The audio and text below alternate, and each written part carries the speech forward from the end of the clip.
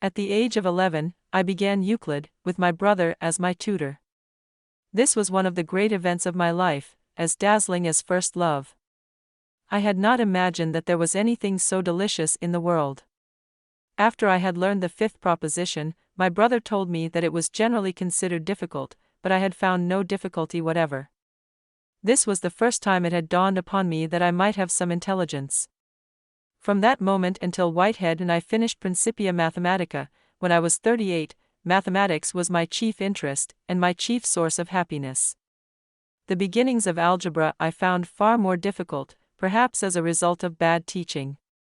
I was made to learn by heart, the square of the sum of two numbers is equal to the sum of their squares increased by twice their product. I had not the vaguest idea what this meant, and when I could not remember the words, my tutor threw the book at my head, which did not stimulate my intellect in any way.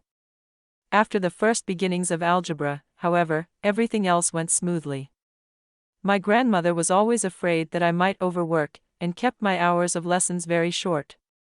The result was that I used to work in my bedroom on the sly with one candle, sitting at my desk in a nightshirt on cold evenings, ready to blow out the candle and pop into bed at the slightest sound. I hated Latin and Greek, and thought it merely foolish to learn a language that nobody speaks. I liked mathematics best, and next to mathematics I liked history.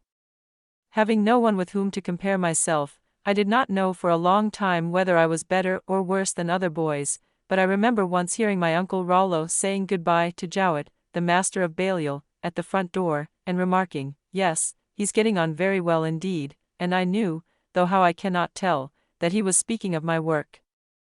As soon as I realized that I was intelligent, I determined to achieve something of intellectual importance if it should be at all possible, and throughout my youth I let nothing whatever stand in the way of this ambition.